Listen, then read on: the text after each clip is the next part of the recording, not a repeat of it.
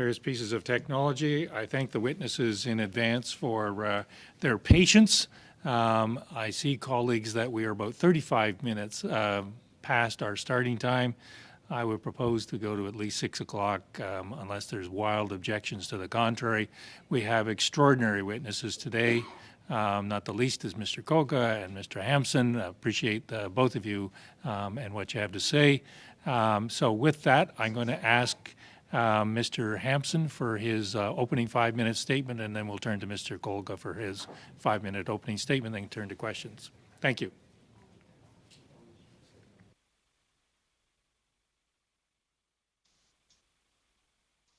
Thank you very much, and Mr. Chair, and I'll jump right into it. So let me start with some hard truths. Today, Canada's armed forces are seeing their lowest overseas deployment since the Korean War. 4 years ago, the Trudeau government announced a commitment to increase military spending by $62.3 billion over the next 20 years, which included a commitment to increase spending by $6.5 or $6.6 billion over the next 5 years. Yet budget documents have shown that the government has fallen short by more than $2 billion annually on new military equipment expenditures because of project delays, although some projects have come in under budget. At full strength, Canada's military should number around 100,000 or so plus troops, regular forces, and reserves, but today it's facing a shortfall of 12,000. And the situation appears to be worsening. Today, the world is a much more dangerous place. There's no peace dividend to enjoy and certainly no holiday from history. The international system is becoming highly competitive, unstable with the rise of China and Russia's resurgence. Both countries threaten their neighbors and aspire global influence. There are also regional actors that threaten their neighbors, Iran, North Korea, with new provocations, and instability in many parts of the world, including our own hemisphere. With the return to geostrategic competition and rivalry, Canada's armed forces confront the challenges of what might be characterized as twin or two-front deterrence. How to contend with the growing military threat posed by both Russia and China. And Russia and China are now joined at the hip with their new Friendship Without Limits pact that challenges the current political and military order. I think we can agree that Russia's actions against Ukraine take place against a background of a series of interventions in its near abroad, Georgia, Belarus, Kazakhstan.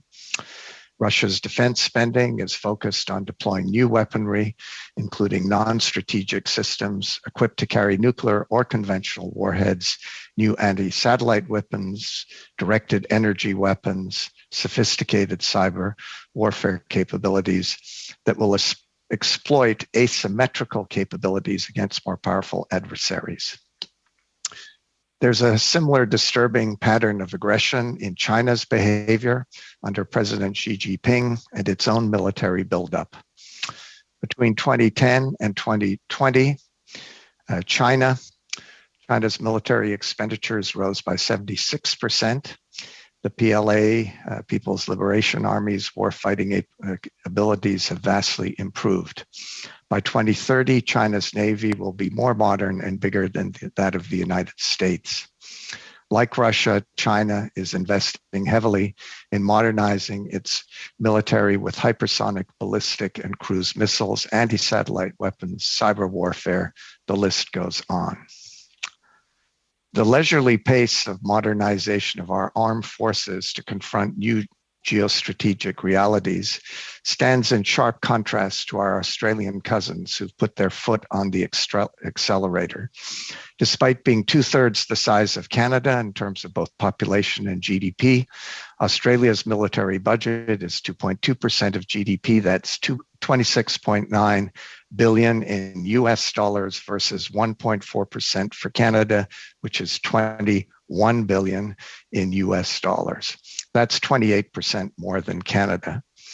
Australia is committed to a major increase in its own defense spending over the next 4 years, boosting its air and naval capabilities in order to prepare for what Australia's Prime Minister Scott Morrison calls a poor, more dangerous, and more disorderly neighborhood, and a world in which we have not seen the conflation of global economic and strategic uncertainty experienced since the 1930s.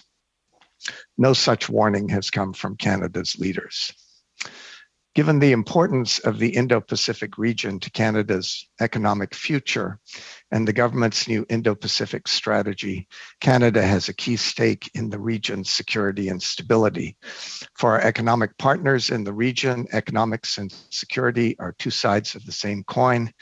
They've repeatedly told us that if Canada wants to strengthen its commercial and economic ties in the region, it must be a much more engaged and reliable security partner. Former ASEAN Secretary General Thailand Surin Pitsuwan was uncharacteristically blunt in his assessment of Canada as a security partner. Canada knows that it has been rather absent from the region, he remarked in 2012. And I dare say not a whole lot has changed in the intervening years. In fact, we were blindsided by the US, UK, Australian security pact. Australia is considered a serious defense and security partner in the Indo-Pacific. Canada is clearly not in that first tier. Australia received 7 mentions in the just released Indo-Pacific strategy of the United States. Canada got none.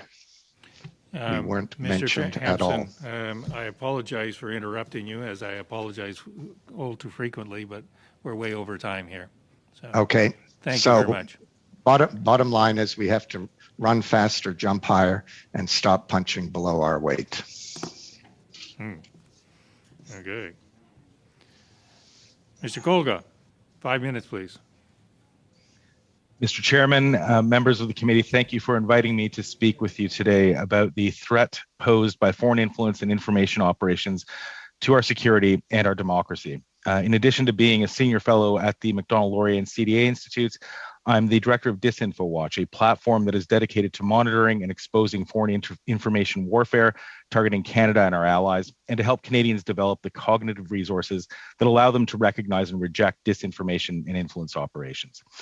As has been repeatedly noted by Canada's intelligence community, the National Security and Intelligence Committee of Parliament, the threat of foreign information warfare and influence operations, known more broadly as cognitive warfare, is persistent and growing. Canada is a significant target for Chinese, Russian, and Iranian actors who seek to manipulate our media, elected officials, civil society, armed forces, ethnic communities, and Canadian interests with information operations. During the 2022 federal election, DisinfoWatch first alerted Canadians to a coordinated Chinese government-aligned influence operation that included disinformation on Chinese state media platforms. The Atlantic Council's DFR lab and researchers from McGill University later published similar findings. Since early 2020, we've observed Russian state media and its proxies here in Canada trying to polarize our society by promoting narratives that take advantage of public fear, anger, and confusion that have grown during the COVID pandemic.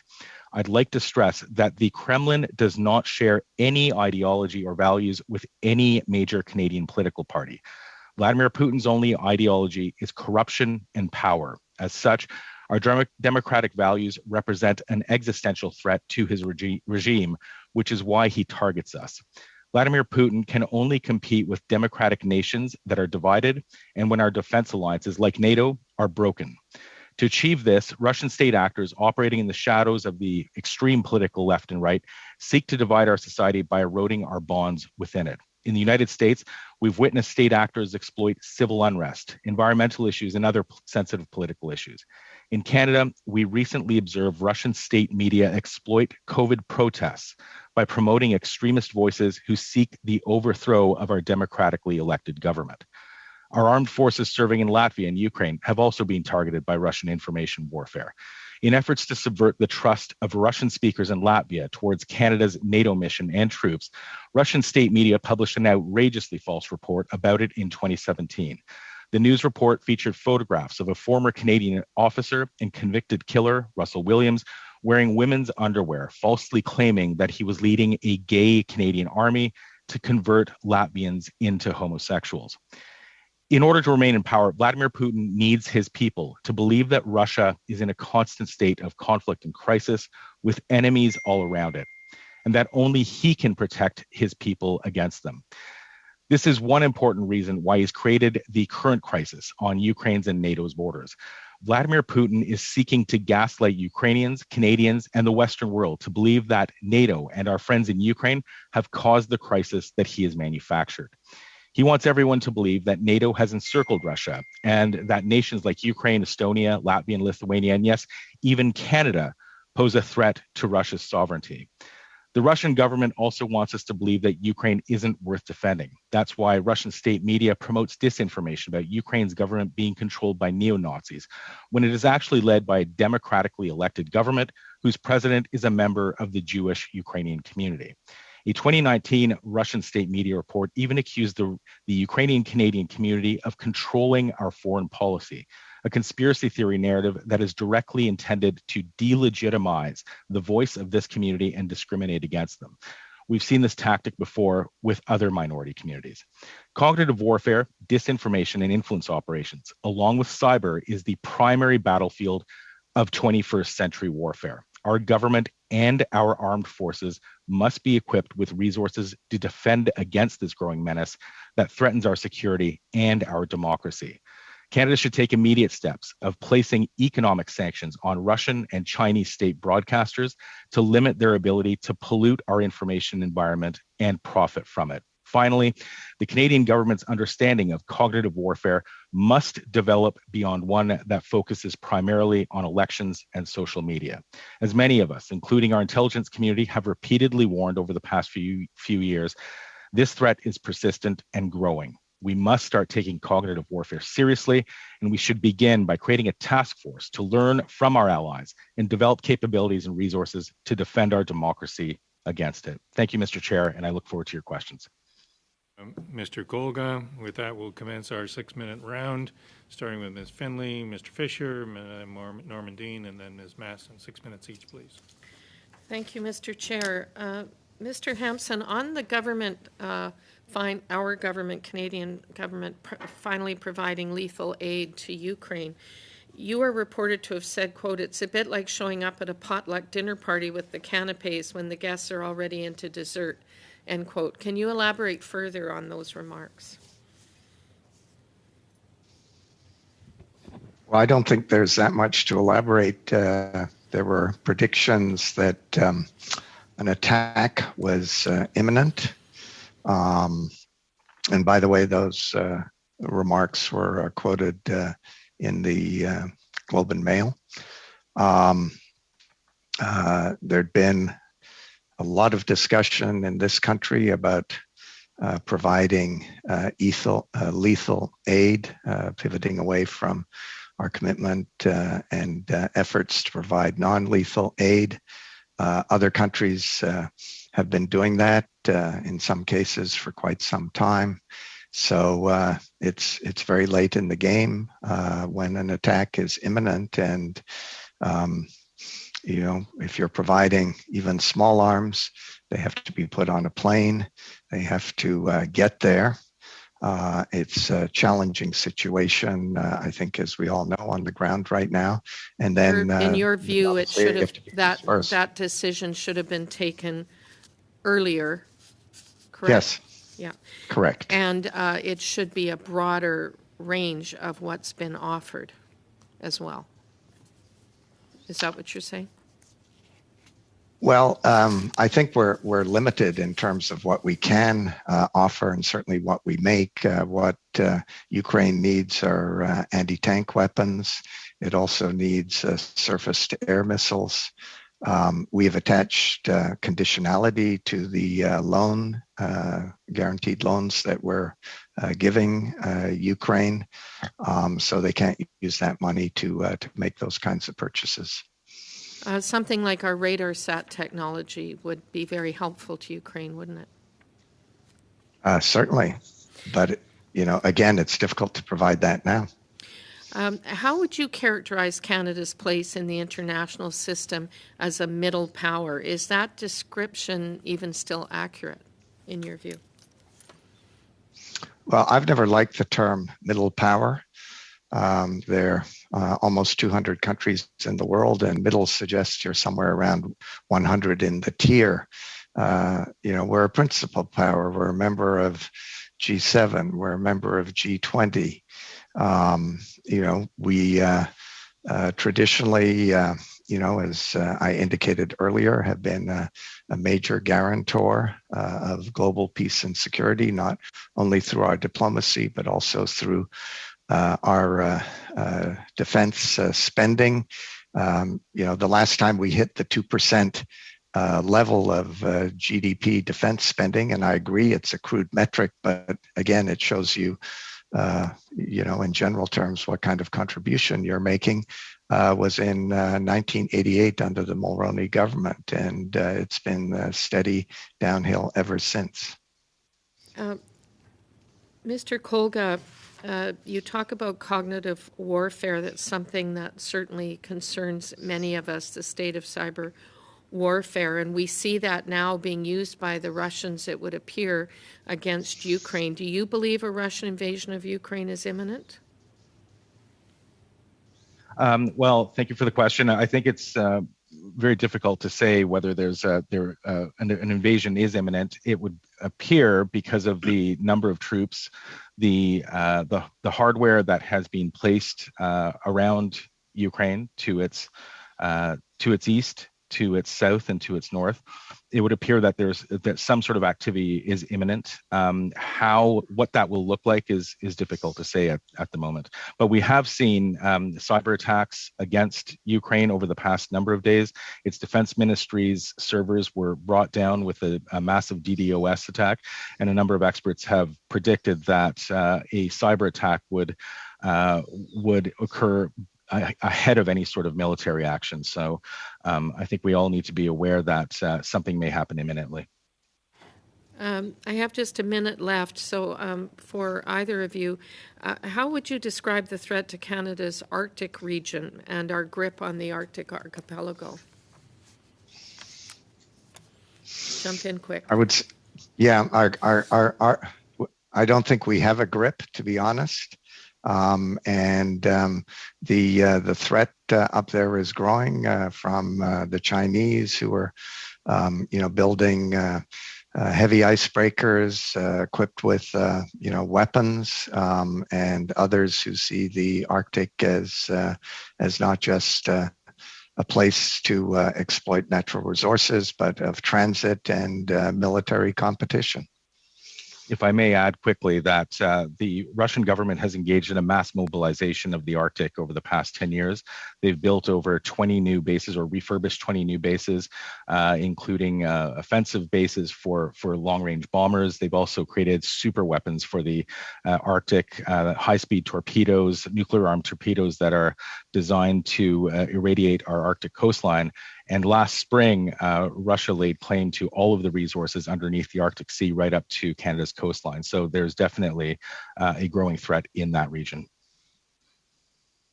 Ms. Findlay, Mr. Fisher, 6 minutes. Thank you very much, Mr. Chair, and thank you to our witnesses. My questions are going to be for Mr. Kolga. This committee was recently briefed on the threat of foreign influence and interference, a subject that you have been very vocal on. How are foreign actors using disinformation tactics to advance their interests? Well, I'll focus specifically on Russia right now.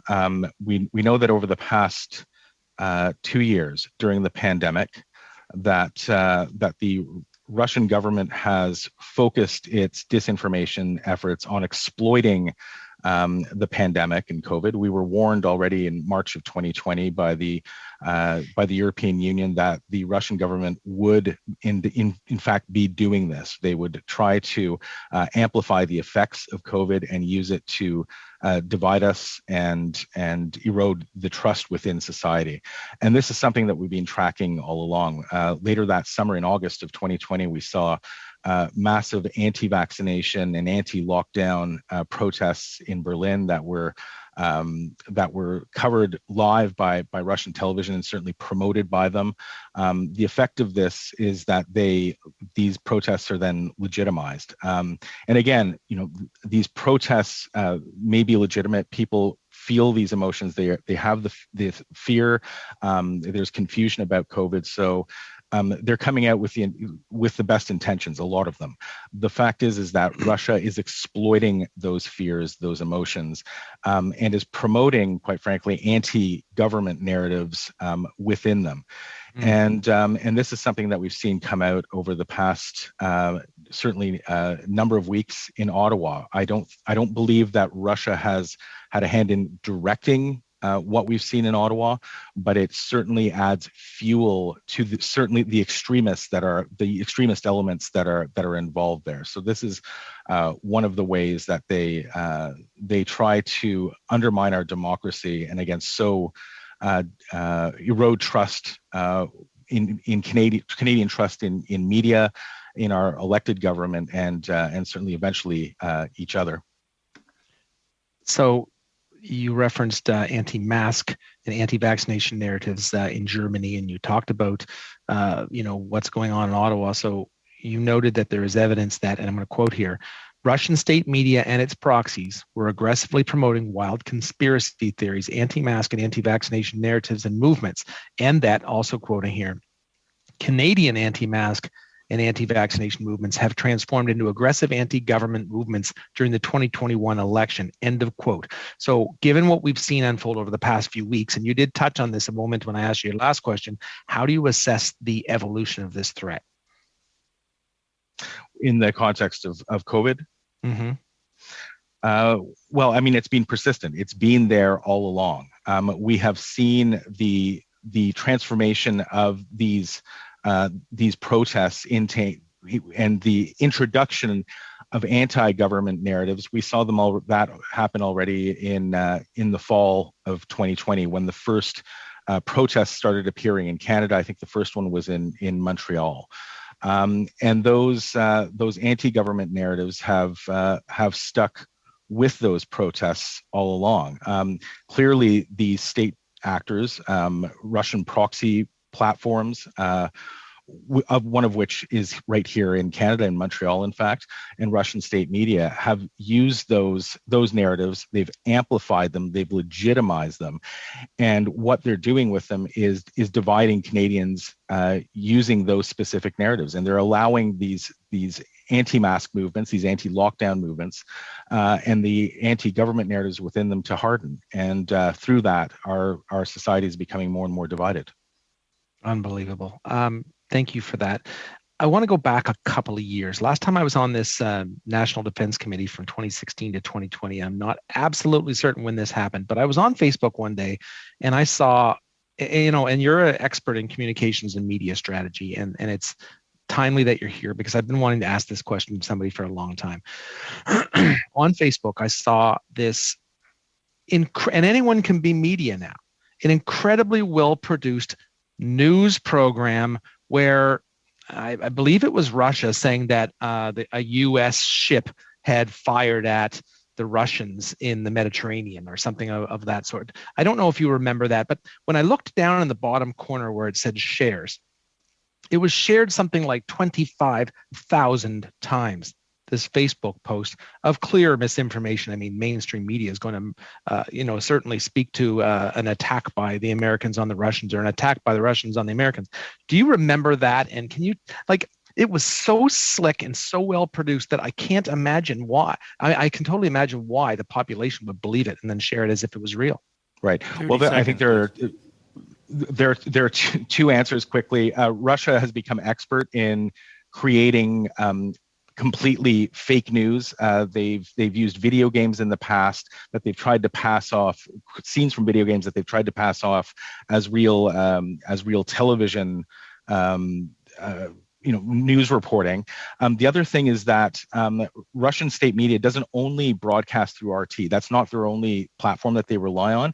They rely on online platforms, whether it's YouTube or their own website. And a lot of the content that appears there is shared, as you say, very widely on platforms like Facebook, unfortunately, Twitter and others. And so, like I said, they don't rely just on that television medium, but online medium. And the problem is that information on those platforms get shared very widely. We're going to have to leave it there, Mr. Fisher. Madame Normandie, 6 minutes, s'il vous plaît. You have 6 minutes. Thank you very much, and thank you to our two witnesses. I invite you to intervene as you see fit. Based on my questioning to begin with, so Mr. Hampson, you mentioned the great lack of resources in the Canadian Armed Forces. Hearing you both, it looks like there's a lot to be done for cybersecurity, cognitive warfare, and so on. Are these the areas that we should really be resourcing, or is there anything else we should be doing as well that we may not be aware of?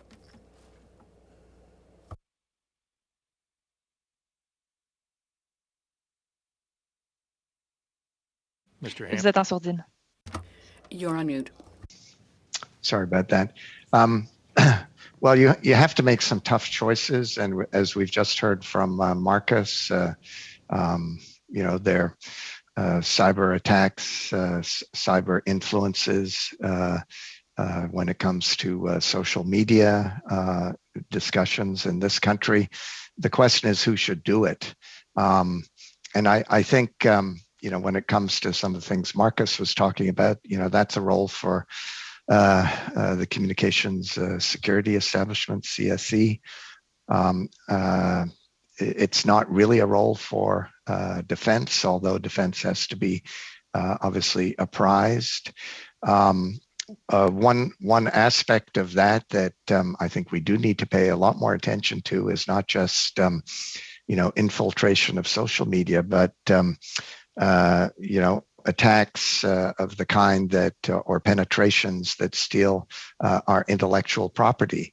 And I think it's important to remind the committee that one of the reasons why Huawei today is one of the greatest telecommunications, if not the biggest telecommunications company in the world, is because they did a great job of stealing a lot of Nortel intellectual property that has found its way into Huawei equipment. But I think when it comes to our armed forces, we're obviously on the right path in terms of acquiring a new surface combat capability. That's going to be hugely important. But at the same time, it's going to be very vulnerable to, hypersonic cruise missiles and hypersonic weapons. And that's also true of our partners. We definitely need those 88 new fighter jets. We should have done that a long time ago. I think our problem is not the direction in which we're moving, but the fact we're moving far too slowly, far too inefficiently. And every time there's a change in government, some program gets canceled and, things get put on the back burner only to resurface again in a decision, 4 years later. And, we can start with Mr. Chrétien's helicopters there. So thank you. Merci, je ne voulais pas vous interrompre, mais j'ai d'autres questions. Thank you. I do have other questions. On the role that DND must play, I'm wondering whether it's their work to deal with military propaganda. I imagine that must really be in their lap. And given the context, such cognitive warfare, of course, is sometimes sent to the reservists to deal with rather than the regular forces. There's also loss of expertise, given there's a lot of turnover. Should we make sure that expertise is kept within the regular forces?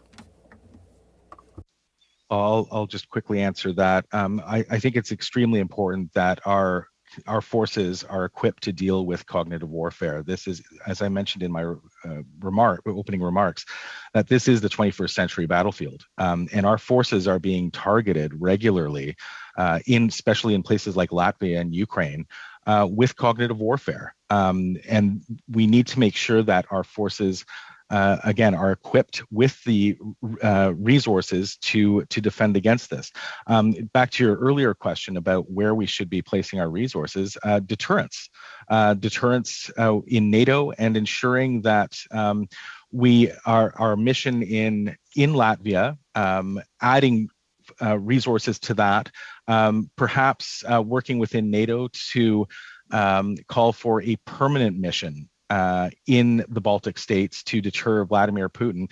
That's something that we should be looking at, because it is that sort of power, it is the deterrence that will stop Vladimir Putin from acting the way that he is right now in Ukraine. And finally, I would say that the Arctic, as I mentioned earlier, Vladimir Putin is engaging in a mass mobilization in the Arctic. We need to be better prepared for Russian activity and certainly Chinese activity in that region. Right now, we're woefully unprepared to do that. Parfait. Et bon, on a parlé des Very well. Now, we've been mentioning the psychological interventions, operations, but when it comes to the reserve officers and then active officers as well within the Canadian Armed Forces, should we give them more individual training so that they'll be ready for this sort of disinformation out in the field? Yes, absolutely. They need to be trained. I know that there was some training that was occurring about a year and a half ago, 2 years ago, which was unfortunately derailed. And I know that there was a unit within the armed forces to deal with cognitive warfare, which is now being sort of pushed aside. We need to reinstate that unit, and we need to make sure that all of our forces, whether reservists or regular forces, are trained to at least have the basic resources to detect information warfare and to be able to cognitively recognize it and handle it when they do see it. Ms. Masson, 6 minutes, please. Thank you, Mr. Chair. Just to sort of build off from that, there's been a lot of reports, of course, recently in the media because of what's happening here in Ottawa and across the country with the movement, the anti-government movement that you were talking about before, and of course the identification of that within our own military. How concerned does our own leadership need to be about that within our own military as well? Well, I think members of our own military are allowed to believe and think and speak the way that they feel appropriate. But I certainly, if these members of our military, members of our law enforcement, and others are active in these sorts of anti-government movements, then I think that we should be more aware of that and try to curb it whenever and however possible. And in terms of Mr. Koga, you had mentioned as well those actors, right? You had mentioned that Montreal media in terms of the Russian actors involved. If you could expand on that a bit, but also we've seen within this movement as well money being funneled in foreignly. How is that money moved in? Are Russians also? Do we know that Russians are funneling it through the United States to get to here? How does that all work? Well, I can't really speak to how these movements are being financed, especially the ones in Ottawa right now. What I can speak to is the first part of your question about these proxy platforms. There is an entire disinformation ecosystem that is being created by the Russian government. These are we're talking about RT, Russia Today, state media, but also these proxy platforms that are sort of, you can't say that they're necessarily funded or controlled by the Russian media, or the Russian government, but they are definitely aligned with the Kremlin and share their values, and also help to advance their narratives. This platform in Montreal that I was mentioning earlier was identified by the United States State Department's Global Engagement Center about a year and a half ago. It's Global Research. This is a platform that has been regularly publishing during the COVID pandemic wild conspiracy theories. Some of the wildest that you could imagine, the QAnon type of conspiracies that suggest that, for example, that Big Pharma is injecting Canadians and people with who are accepting the COVID vaccine, that these vaccines are full of graphene and various different substances that are intended to allow big pharma, the elite, Western governments to track the people who receive these vaccines. These stories that are posted on Global Research, some of them appear on other websites, including Russian state media, but they get shared very widely when they're shared on Global Research. This platform also gives the Russian government and those narratives a way to sort of launder the narratives. It's a step in between. So people who might feel uncomfortable sharing narratives that appear on state-run platforms may feel more comfortable with this platform that seems to be independent. And so those platforms, I'm not just Global Research, but there are a number of others that are instrumental in sharing these narratives that are shared by a lot of anti-government extremists. And we've been seeing this happen, like I said, over the past 2 years, even before that. And it's something that the Canadian government needs to be taking a closer look at and working with our allies to ensure that Canadians have the cognitive resources to recognize these narratives and reject them for what they are when they see them. Shifting gears a little bit, so we were talking about Canada supplying lethal weaponry. And for years, experts have warned about the misuse and potential diversion of small arms and light weapons. We don't have the ability to track them. So years from now, and I'm thinking about long term in terms of the repercussions of this, if we could open up that discussion a bit.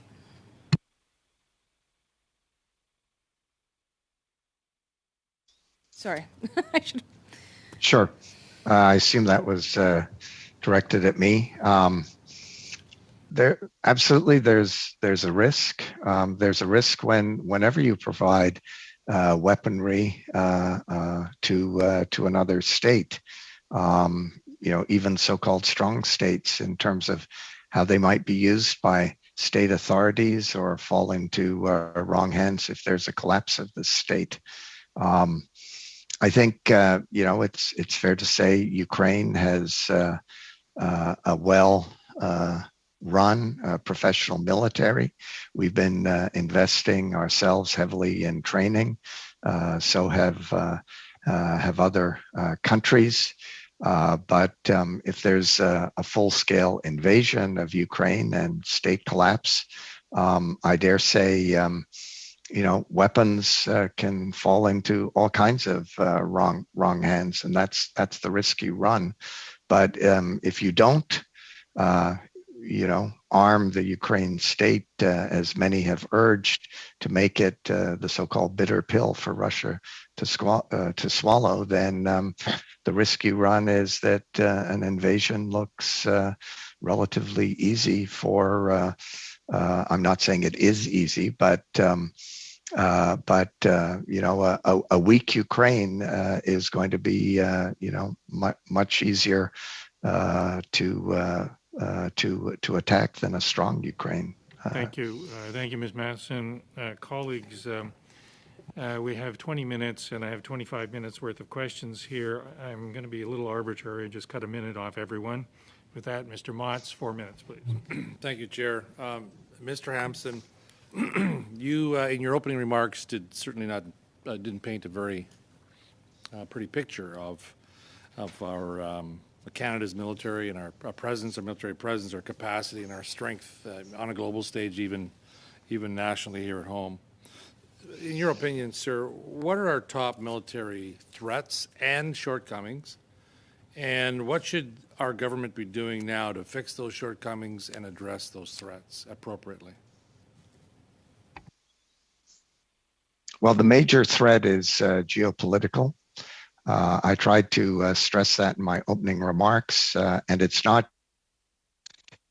that Russia poses to our NATO allies and obviously our friends in Ukraine right now, but it is the other bully on the global stage, and that's China, which is bullying its neighbors, flexing its military power and muscle. We're hoping through the new Indo-Pacific strategy for Canada to diversify our trade in the Indo-Pacific, to take advantage of what is the world's most populous neighborhood, increasingly the richest neighborhood that has the biggest growing middle class in the world. It's where the action is, but it's also increasingly unstable as a result of China's geostrategic ambitions, and it's China's interests are not. Sorry for interrupting you. I want to get to the thrust of my question, and that is, what are our CAF's, our Canadian Armed Forces, our military's shortcomings, and what do we need to do as a country to address those threats and address our shortcomings? We need to build the size of our armed forces with more personnel, certainly fill the shortfall that we have now. We need to acquire new ships, new aircraft, new cyber capabilities of the kind that was discussed, to work more closely with our allies, not just in Europe, but also in the Indo-Pacific. And, we're coming late, if I can use that metaphor again, we're coming late to the party, country that has seen what the threats are and is taking action to deal with it. Okay, thank you for that. I have, I'm sensing, maybe from both of you, but certainly Mr. Hampson, that our focus needs to be global, our threats globally, to be a better partner with our allies, as opposed to focusing on only domestic issues. Would you concur with that? Is that directed at me or Marcus? Both of you, sure. I'll start with you, sir. Yeah, sure. We're using our military domestically for, various kinds of disaster emergency kinds of activities. I would suggest that's not a very good use of our military. It's a very expensive snow shovel to send to Newfoundland. And, we should be following the German example. They have an all-volunteer force of civilians who are trained to deal with emergencies, some 100,000 well-trained civilians. We saw them going into action during those floods in Germany, and that's something we should be thinking about very seriously here in Canada, so that our military, as we've heard from we're going to have to leave Mr. Motz's question there. Thank you, Mr. Hampson. Sure. Mr. May, 4 minutes, please. Thank you, Mr. Chair, and thank you to both of our witnesses for your testimony here today. Absolutely fantastic contribution so far. My questions are going to be to Mr. Hampson. You've written, and you started to talk a little bit about it in Mr. Motz's questions, but you've written about the need for Canada to prioritize Indo-Pacific engagement from a foreign affairs perspective. Could you speak to the role of the military cooperation and Indo-Pacific operations in deepening this engagement? Well, to be charitable, in recent years, we are obviously participating in RIMPAC exercises. We sent a frigate through the Taiwan Straits with our American friends and others, but showing up, for the occasional what I would call naval cameo appearance, and I don't mean to be, overly sarcastic there, but we need to have more assets in the Pacific. We need, quite frankly, to decide which countries are going to be priorities in terms of developing deeper partnerships. My list would be Japan. That's an obvious one. South Korea. Australia, Indonesia. And I think, we can, start by having, more military attaches in the region. And as we start acquiring new equipment, start, building those relationships. Mr. Hampson, how should Canada prioritize its military engagements? Well, that's the challenge right now is that, we're once again being pulled towards Europe and Russia.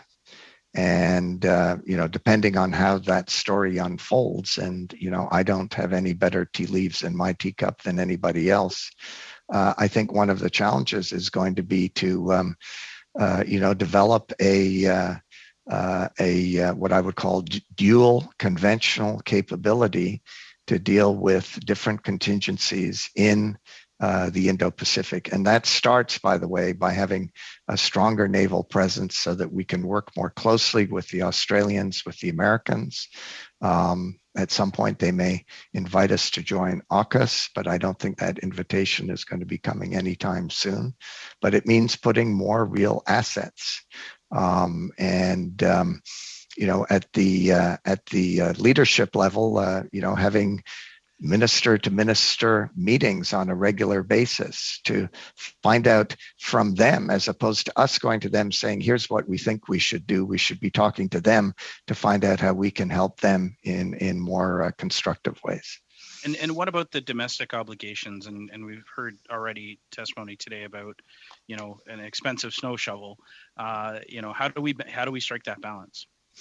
I think we have something like Germany, which is to start now to develop our own disaster civilian protection and disaster management system, and to start building a semi-professional volunteer force that can, deal with the kinds of natural disasters. I mean, that could be a great nation-building exercise, particularly with younger people. At a time when national unity is increasingly fragmented for reasons that we're all too familiar with. I mean, I think that could be a great initiative, and it doesn't have to be that expensive. Thank you again, Mr. May, Mr. Hampson. A minute and a half to Ms. Normandin. Merci beaucoup. Thank you very much. Quickly then, we see that Russia has begun working on conventional military capacity and enhancement, but we also see more cyber attacks on their part, and that Putin now thinks that the Donbass region is a special region and that they're telling us that people of Russian origin are victims of being pushed back in that area. What is this, a hybrid type war, and how can we work well on that front? I'll answer that quickly. This is definitely part of that hybrid warfare and cognitive warfare.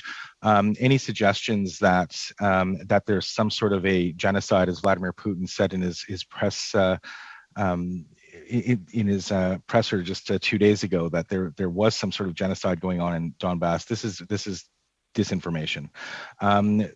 Russia de facto controls the militias in that area. And if there was any genocide that was happening, they would be aware of it, and they would be aware of it. I think that Canada and our allies need to be aware of some sort of a false flag operation, and we've been warned that Russia has been planning one from the U.S. intelligence side as well. And I think that narrative about a genocide will be that narrative that's used to create that pretext for some sort of Russian action in Donbass, whether it's recognition and then of Donbass as an independent nation, then having Russian forces come in at the request of the government there. But we need to be very aware that Russia is actively operating in the information space in that area right now, and we need to be very careful about any narratives we hear. Thank you, Madame Normandin, Mr. Kolga. I'm impressed by the talents of both members and witnesses to stretch time limits.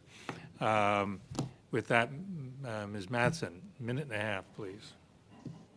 Two will try and stretch it. Actually, just to continue on, I think with Mr. Kogo was talking about. So ultimately, in terms of that information, that misinformation, trying to lead NATO forces in or not. I mean, there is a certain timeline that Putin has, and there's been a lot of will he, won't he. There is that timeline in terms of when things thaw in that area.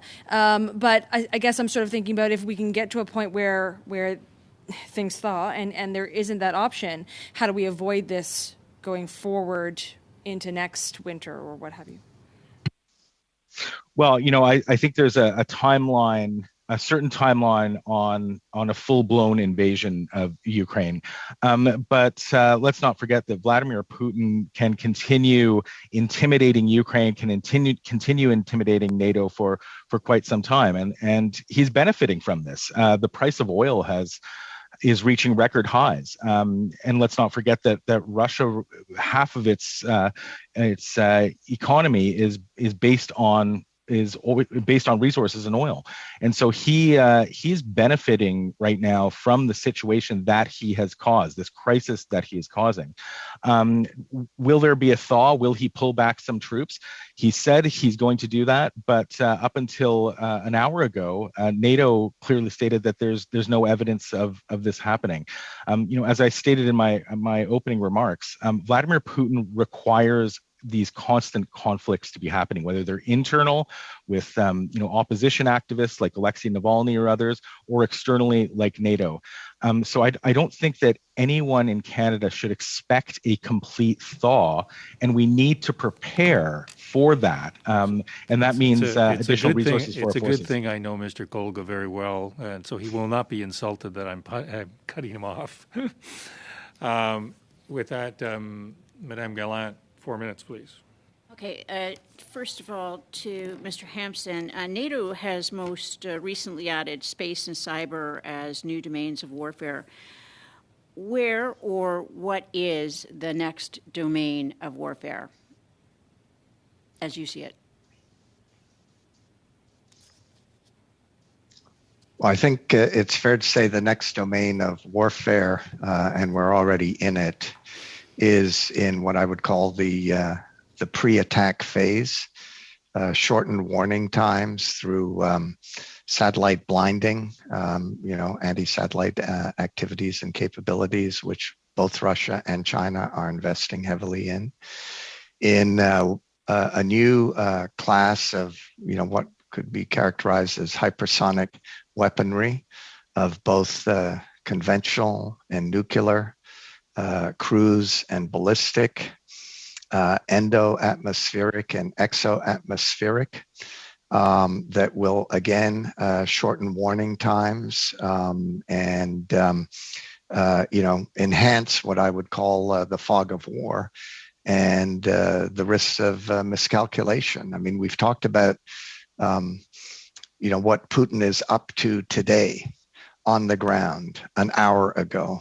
That all comes from satellites that are gathering information in real time and sending it to NATO headquarters and here in Ottawa as well. And imagine if those satellites are taken out, which can be done. What then? What do we know? So that I think is the biggest risk, and I know arms control is not your remit here, but it's going to be very important, I think, to look at what's happening in the evolution of new technologies to try to thwart some of that. The government argues Huawei equipment's already part of the telecom infrastructure. How is the indecision on banning Huawei to 5G Canada? How does it impact Canada's threat environment? Well, first of all, I think it makes us look very foolish with our Five Eyes partners who wonder why, again, we've been taking our sweet time to make a decision that they've already made. It's also, proven quite costly with our telcos, although some of them have essentially voted with their feet and canceled contracts with Huawei, seeing the writing on the wall, but there still is equipment there.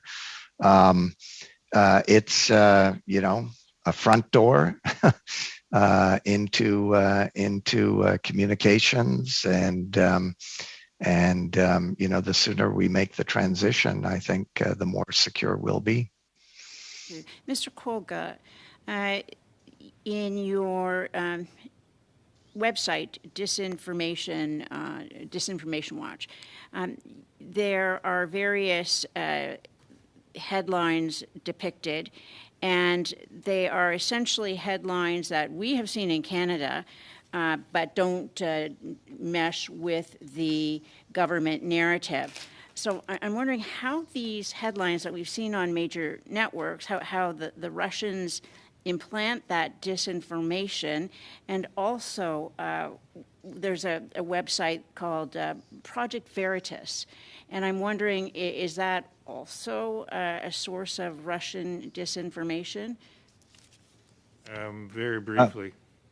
Thank you for the question. I am not aware of Project Veritas, but on Disinfo Watch, what we try to do is scan for headlines that are published in Chinese state media, Iranian state media, Russian state media, and those proxy platforms, and we try to dissect the narratives in there and to try and expose the disinformation and explain to Canadians why this is disinformation, why these narratives have been produced, and what they might be targeting. That's the objective of the platform.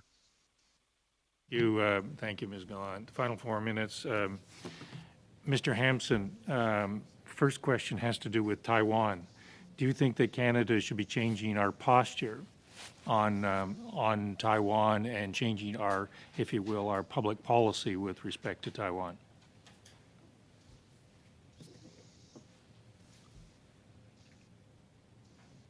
I think when it comes to Taiwan, one of the things that we should be working on and pursuing is to welcome Taiwan into the Trans-Pacific Partnership Trade Agreement.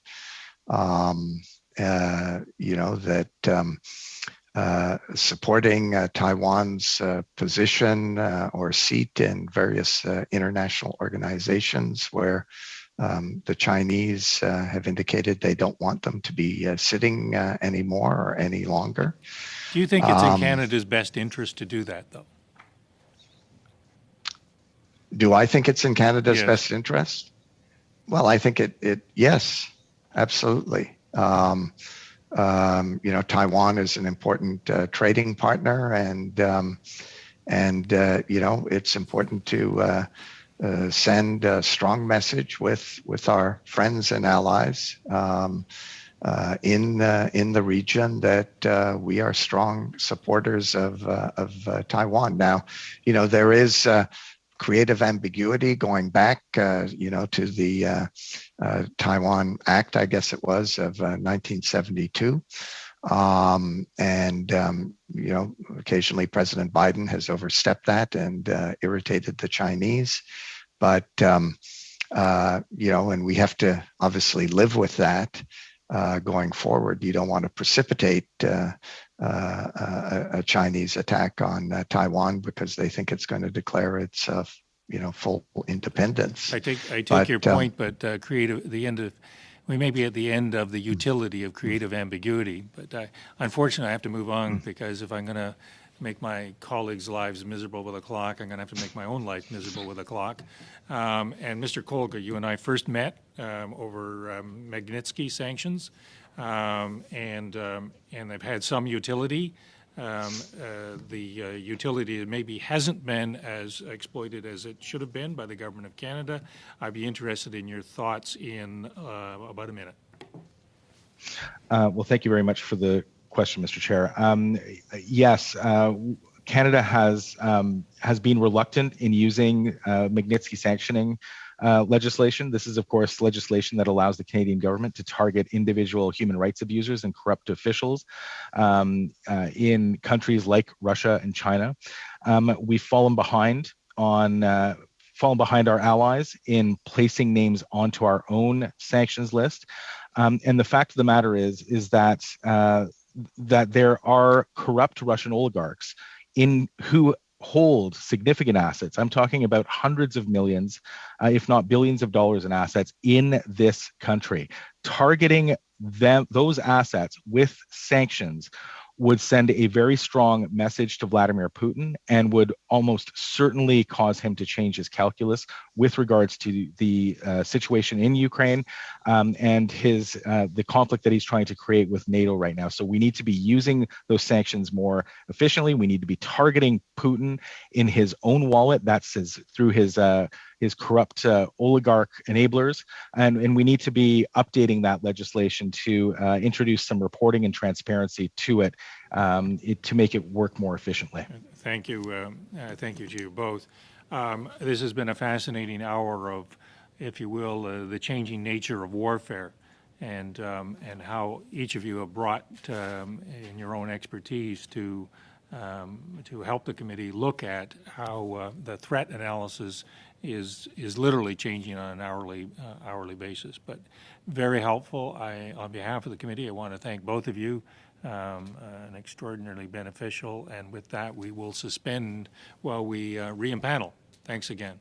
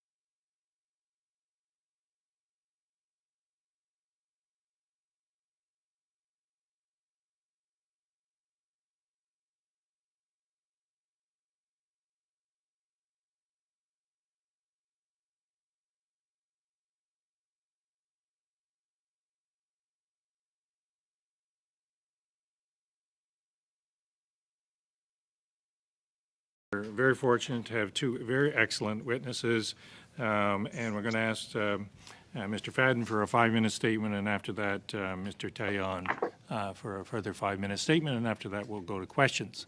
Mr. Fadden, 5 minutes, please. Thank you, Chair. I very much appreciate the opportunity of speaking to you. I believe that the treatment of threats, and I want to start my remarks by suggesting a number of considerations that I hope will assist your work in assessing threats. First, I suggest that an effective consideration of threats has two distinct parts. The first is relatively objective, as it deals with the intent, the capability, the likelihood of actions against Canada. The second part is subjective, and is how a government, a minister, a group, or a person choose to view those actions potentially directed at Canada. For example, one government may consider that Russian activity in the Baltic states constitutes a threat to Canada that needs a Canadian response, while another government may not take that view. The subjective part clearly changes over time, not least because governments change, but this perception of threats is important for the Canadian forces and the requirements that they be prepared to act effectively in response to government action or not. While it is important for governments to have room to adjust their views, I suggest there is not a national consensus on these matters. This has consequences for all sorts of prioritization decisions to be taken by governments and eventually by the Canadian forces. My second meta point concerns the nature of current and future warfare for which governments and the CF must prepare. The danger that government direction, doctrine, and operational preparedness be oriented to past threats must be consciously avoided. For example, it seems unlikely that Canada and NATO will see Russian tanks rolls across the plains of Central Europe, which was one of the main fears during the Cold War. Yet it's a distinct possibility. So what does that mean? Should we consciously beef up our air and land-based anti-tank weaponry? Not an insignificant cost and decision. It does have major implications for doctrine and procurement. I'd suggest that Canada is most likely to encounter threats requiring a response in the cyber realm and by special and limited forces. This is not to suggest that more traditional forces and planning is not needed, but that we need to rethink this balance. A third issue is the extent to which we, Canada and the Canadian forces, can parse our operational capabilities by sharing capabilities with allies. Not an easy thing to do, but not impossible. For example, we often rely on specific US support. So if we opt out of having, for example, an air defense capability and have a deal with another country, what does that do for operational effectiveness and readiness in that area? This last point is closely linked to what I believe is accepted fact. Canada is unlikely alone to deal with an external threat of any significance. Either through our settled alliances, NORAD and NATO, or an ad hoc alliance, this is how we're going to meet those threats. This in practice also means that both elements of threats of which I spoke earlier are very likely to be a product of consensus. So the question in my mind is, to what extent can Canada alone reasonably define threats which originate beyond our borders? I don't think it's possible to do that across the board. We have to take into account the impressions of our close allies. Another issue linked to the subjective part of a threat relates to the fact that governments broadly are aware of the capabilities of the Canadian forces and are unlikely to ask them to do something they cannot effectively deliver.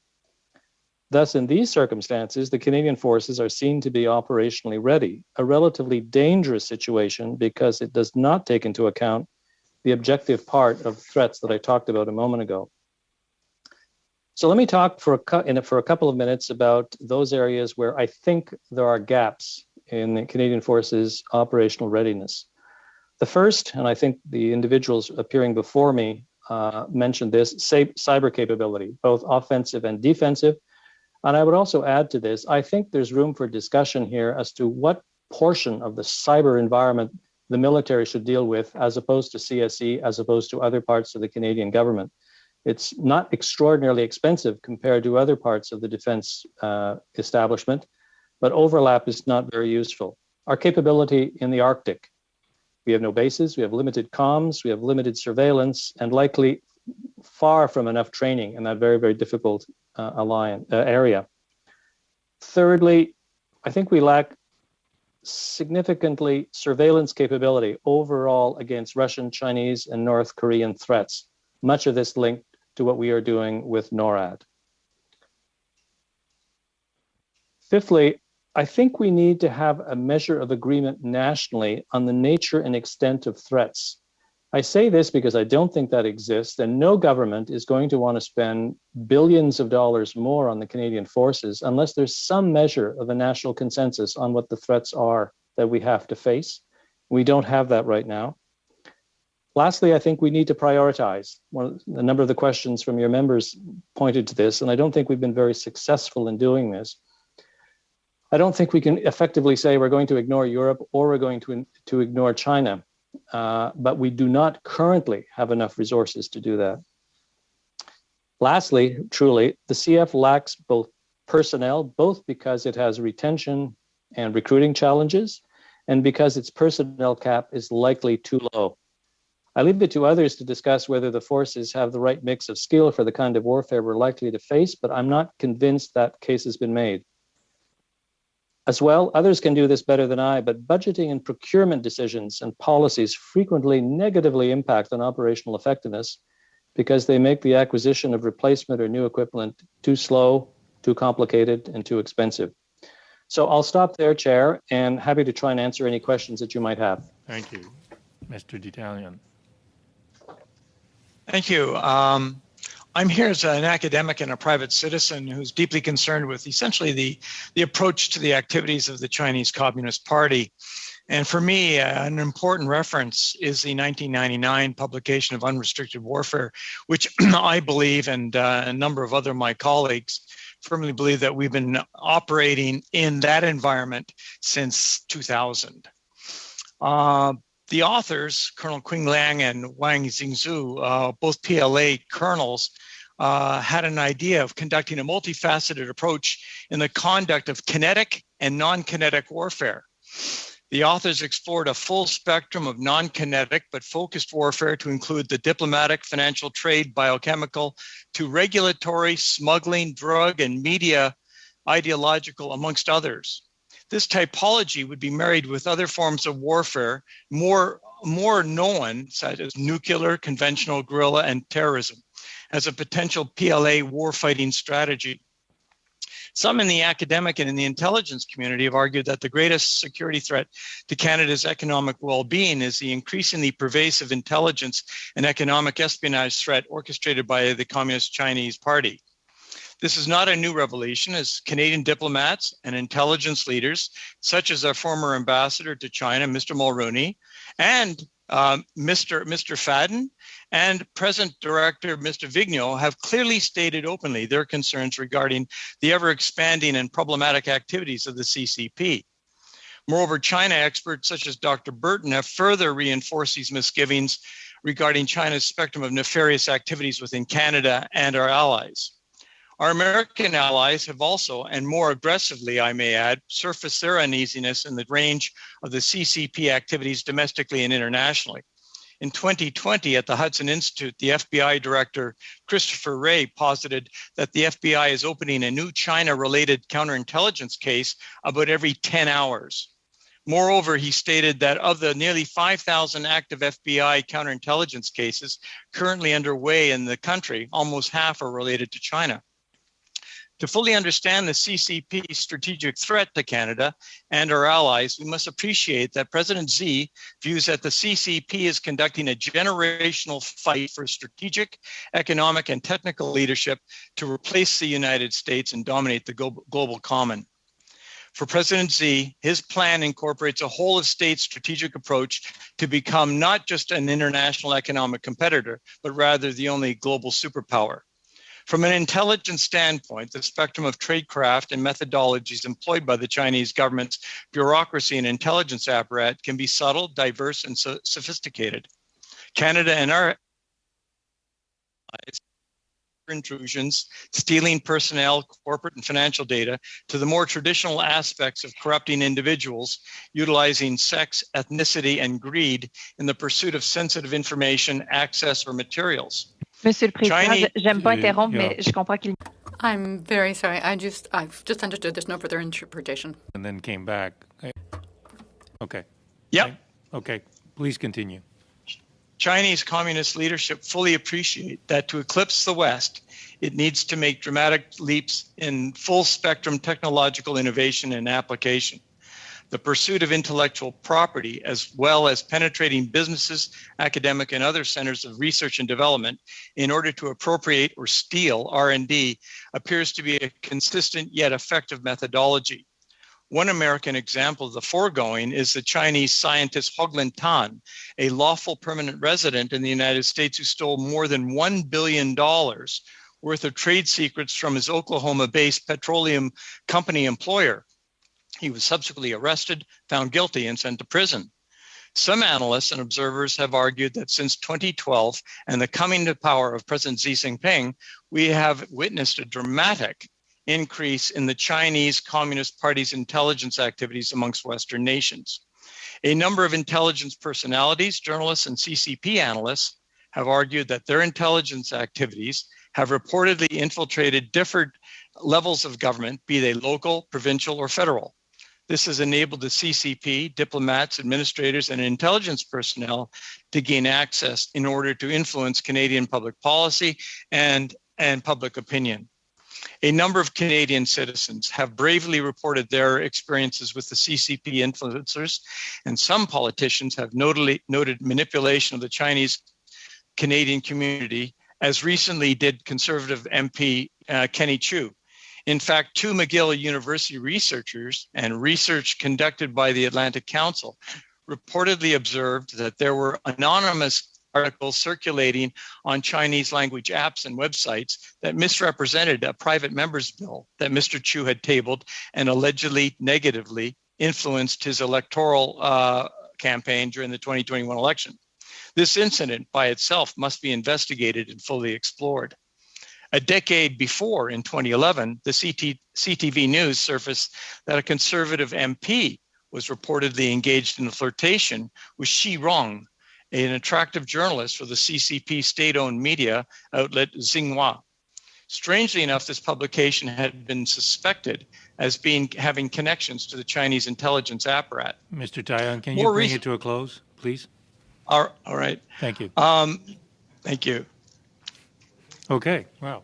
That brought it to a close very quickly. Thank you. But I think you'll have a fair bit of time to work in your conclusion. Mr. Doherty, 6 minutes, please. Thank you, Mr. Chair. I want to thank our colleagues for being here, and Mr. Tai and Mr. Fadden, you took away a lot of what I was going to say. As a matter of fact, for a time in the early 2000s, I worked on a number of interagency security projects. I was shocked when I was doing my work to find out how many times a day that our systems were attempted by foreign actors to be compromised, whether through cyber threats, economic disruptors. The work that we were doing looking at the potential threats for both kinetic and non-kinetic, as Mr. Tai mentioned, the biospheres as well as economic. To Mr. Fadden, could you share with us, and I think it was Mr. Fadden that said, there's not a general consensus as to the actual threat that's out there. Maybe share with us the number of times a day that our systems are attempted to be compromised by foreign actors. Thank you, Chair. I think it's fairly certain that we are talking about millions of time every day, millions, multiple of millions, and this goes on day after day after day. Sometimes they're successful, sometimes they're not, but the number of pings, if I can use the vernacular, are in the millions. Mr. Fadden, would you say that China presents the most significant national security threat to Canada?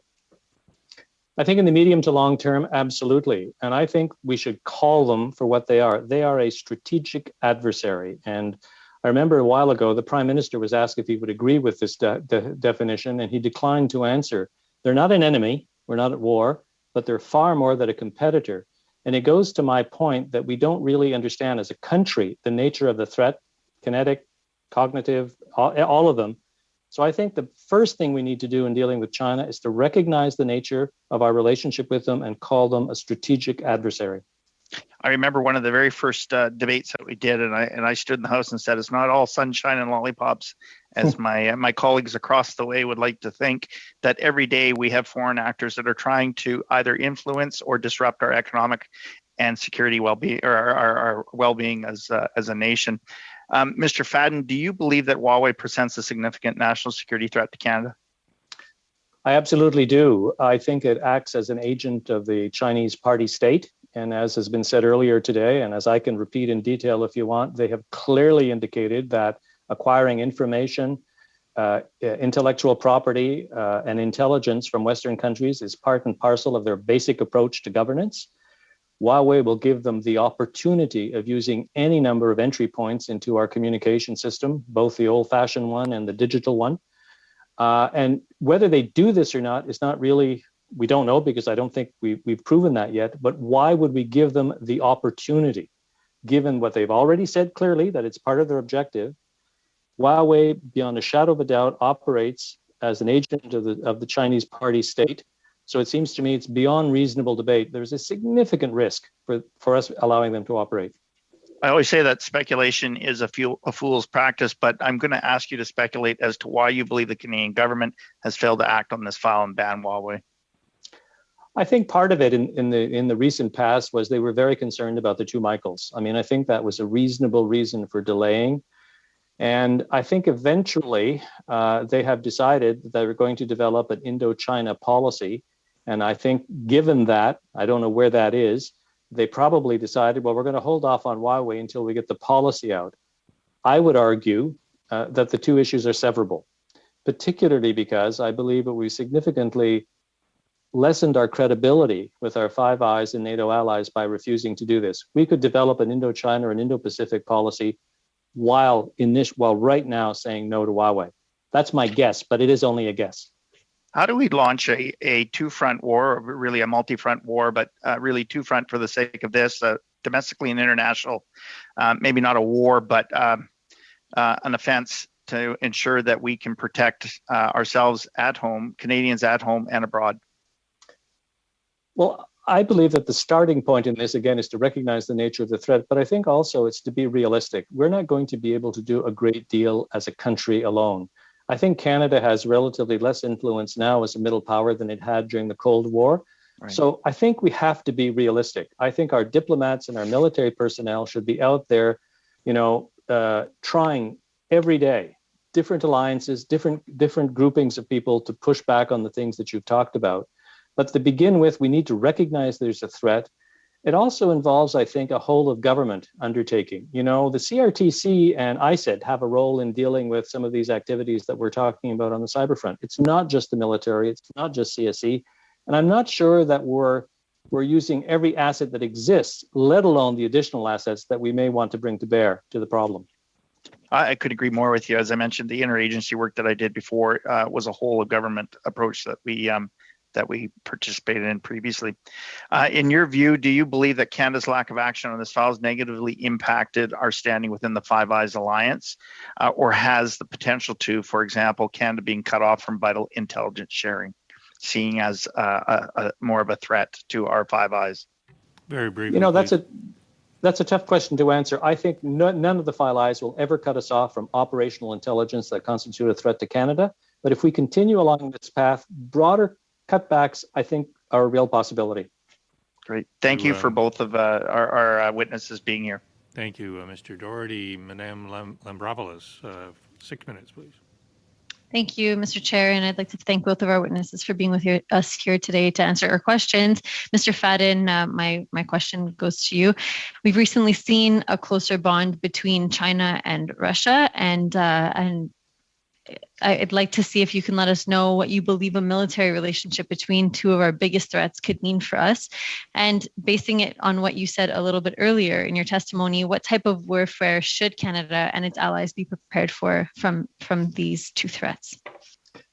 Thank you. I think we need to recognize the PRC Russian Federation get-together, if I can use that expression, is a tactical one. I think the differences in the power and influence on the planet today between Russia and China are such that they do not have, and they will not have, a strategic relationship of the sort that we might have had between two countries who were more evenly based. I do think, on the other hand, that in the short term, their capacity to create mischief in the Indo-Pacific and in Europe are increased because of this. And in particular, if they start supporting each other on the cyber front, I think it'll be quite significant. I, for one, don't think, I may be a minority, I don't think Russia is going to invade Ukraine in the same way that the Nazis invaded Poland during World War II. I think they're going to continue using a whole variety of devices. And I think that's probably going to be the case with respect to China as well. They don't want to take over other countries. They want to increase their indirect control and their influence far beyond what it is now. And the difficulty with the West, I think, is that we haven't quite come to grips with this. I mean, what constitutes war and what is not war when you can use cyber attacks to destroy the infrastructure of a country, which, if done kinetically, would immediately result in the declaration of war. So I think in the short term, Russia, China together, fine. They'll collaborate with one another. I don't think it's going to stay that way in the long term. Okay. Thank you very much. And another thing that you touched a bit on is that you mentioned that the best strategy going forward would really be to be a bit more dependent on our allies. And so I'm wondering what you think Canada should do in order to better our relationship with our allies. Where do you think we currently stand in the way that our relationship is with our allies? How quickly would our allies come to our aid, and how can we improve the situation? I didn't mean to say that we should be more dependent. I think we should be more mutually dependent with one another. I don't think any country today, even the United States, can function alone successfully against China and Russia and a number of other states that are causing a great deal of difficulties. I think the first thing that Canada can do is to recognize that we need to do this. And secondly, we need to pay the piper. You know, we have not been a country that has spent a great deal of money on military things over the course of, and this is not a partisan comment. We have never done this. We just don't do it. Since World War II, we have not done that. I think in part because we don't see a threat. But I think we should start contributing more than we have to NATO. I think we need to develop a view of what we're going to do in the Indo-Pacific. And I think Australia and Japan are two countries that we could start dealing with a great deal more than we have in the past. One of the things that struck me when I was still working and I visited those parts of the world is everybody was delighted to see me. But after, our formal meetings, we'd have a cup of coffee or a beer and they'd say, we're happy that you're here. The last time we saw a federal minister was 8 years ago, and the last time we saw a warship was in 1953. It requires consistency over time, dedicated efforts from everybody, from the head of government down to junior desk officers in the military, in D&D, and in global affairs. And until we do that, it's hard for other countries to take us seriously. I don't mean to suggest that we flit around, because I don't think we do that, but we're not very consistent when we decide we're going to do something. And I think a very good example is Japan. Significant middle power, very interested in working more with Canada. We could do a great deal more. Thank you very much. Mr. Chair, how much time do I have left? Eisner, 2 minutes, minute and a half, okay. Really. Okay, so our previous witnesses spoke a lot about cyber threats and the way in which Russia has used the cyberspace in order to influence things within our own country here in Canada, has created a lot of a division, I guess, between different people within our country. And given the fact that I guess our next warfare is ideological, as you mentioned in your previous answer, what can we be doing to protect ourselves from this in the cyberspace, in your opinion? I know we heard a lot about it in our previous testimony, but I'd like to see what you have to say about this as well. Well, I think the first thing, again, and I'm going to be repetitious and I apologize, I think we have to convince the Canadian population, not just you and your colleagues and not just ministers, but Canadians generally, that this is a risk.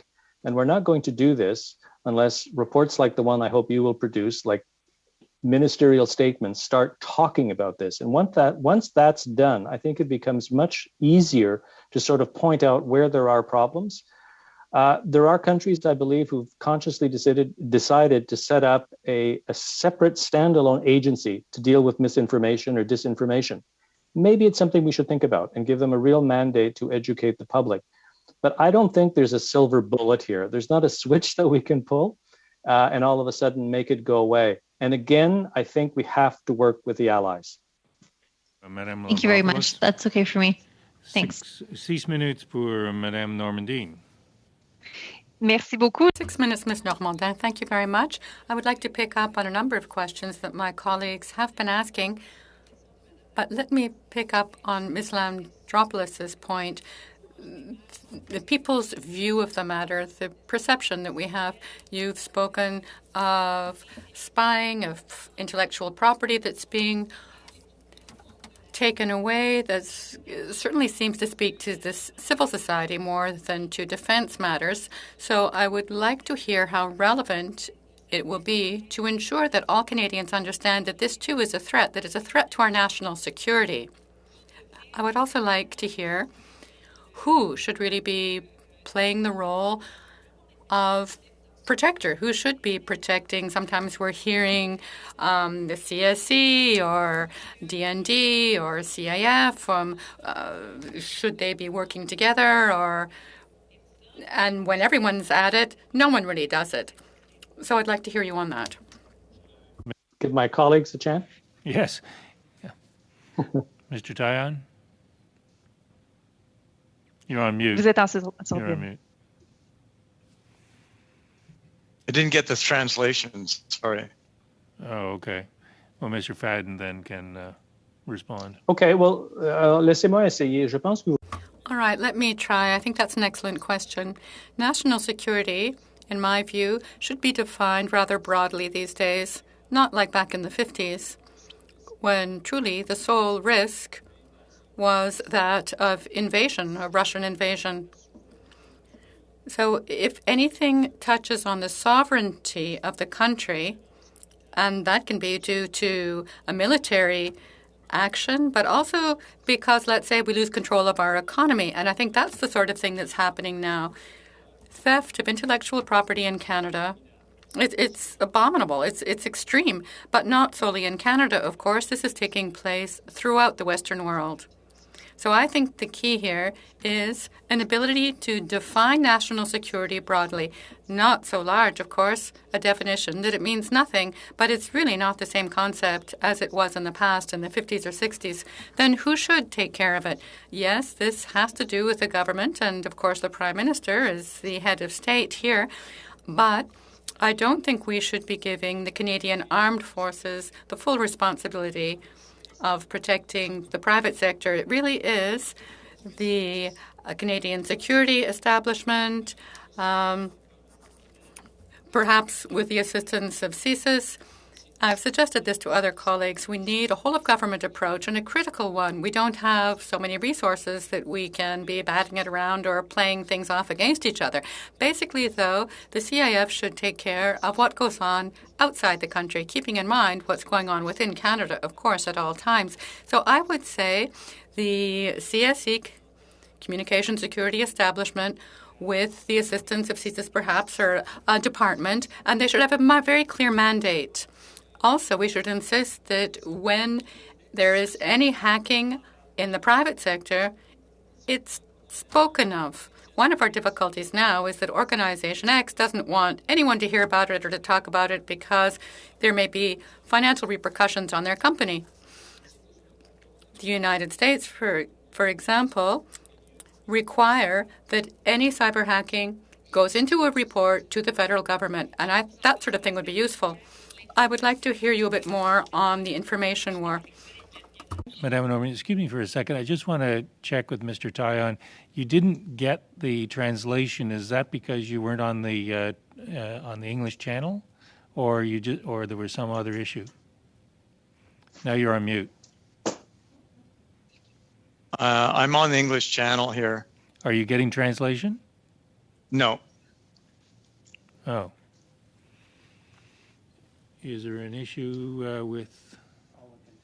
Okay, we're going to unfortunately we have the killer clock up here, so I'm going to continue. No worries. I'm going to continue on with Madame Normandin. I apologize for the difficulties. Madame Normandin, please continue. Parfait. Very well. So I was touching on disinformation. I understand that there are other countries, the USA, Germany, that already have groups working on this since the Second World War, but that doesn't seem to be the case here.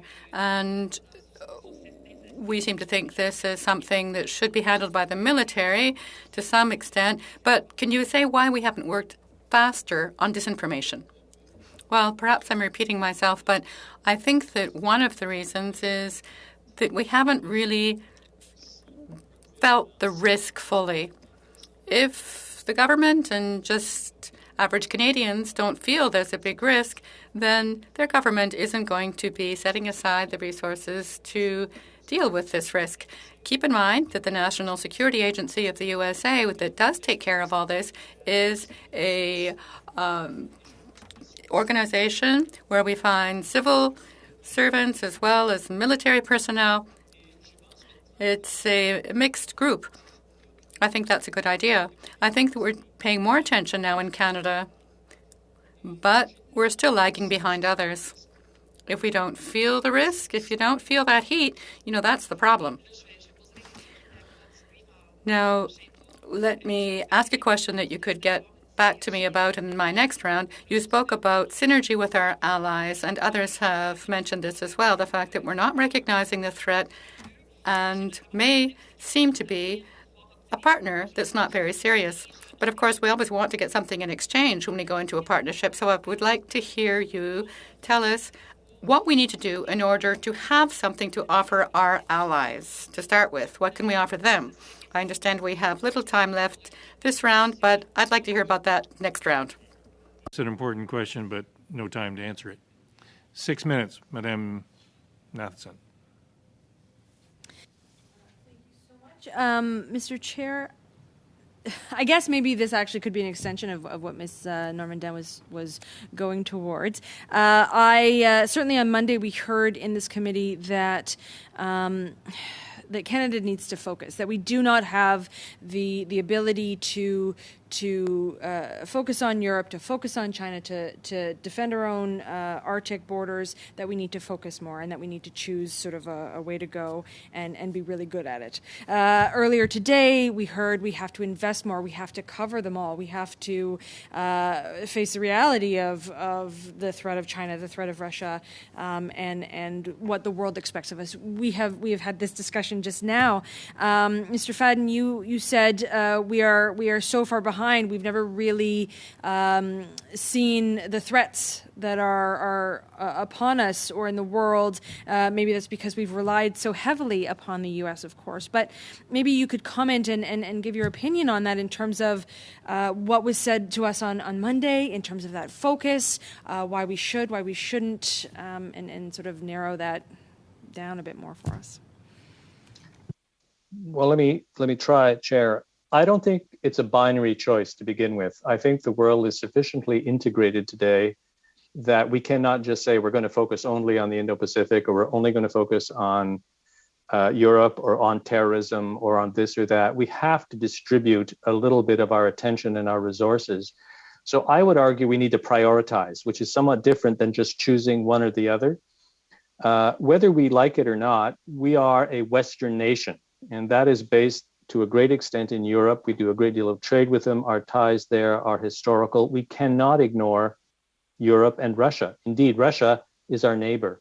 On the other hand, if we're going to deal effectively with the world as we find it today, we have to do something in concert with our allies about China. So it seems to me that, I understand the government is producing an Indo-China policy. I think that's a good thing, but I don't understand how we can have an Indo-China policy in the absence of a broader foreign policy that tries to address these prioritization issues. I think we could be a little bit more proactive on a number of files, but I also think we need more resources. And I don't mean just the Canadian forces. I mean GAC and CSE and CSIS and whatnot, to reflect to the allies that we take all of these issues seriously. I don't think the allies are ignoring us. We are making a contribution. We're talking about levels of contribution right now. And for a G7 country, we do less than a lot of our partners. So it's an inadequate answer to your question, but I think it's the best that I can do to only argue that we cannot just choose one or the other, but we have to prioritize between them. And as I was trying to suggest with Madame Normandin, we have to be persistent and consistent once we do opt for a particular path. Just going in and going out, trying to deal with an issue and let it be forgotten. And I want to stress again, this is not a partisan comment. We've been doing this for decades. We need to be persistent and consistent as we develop allied relationships, much more than we have in the past. And actually the same to Mr. Taillon. Taillon? Sorry if I've mispronounced. And you're on mute again.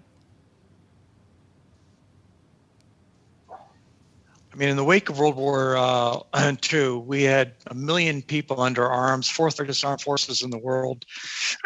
We basically worked on that very, very positive impression with our allies and friends all the way up, arguably until the 80s. And then we started to fail. I think not only in the issues of defense and foreign affairs, but we started to look really inward, in my humble opinion. And I think it's time, as Mr. Fadden has said, we have to be out there and be seen.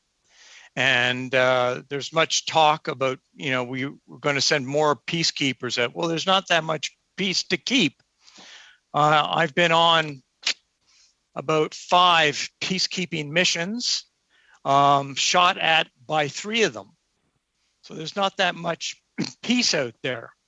The other aspect is that we have to be very closely affiliated and allied with our closest allies, the United States in particular, for obvious economic and trade reasons.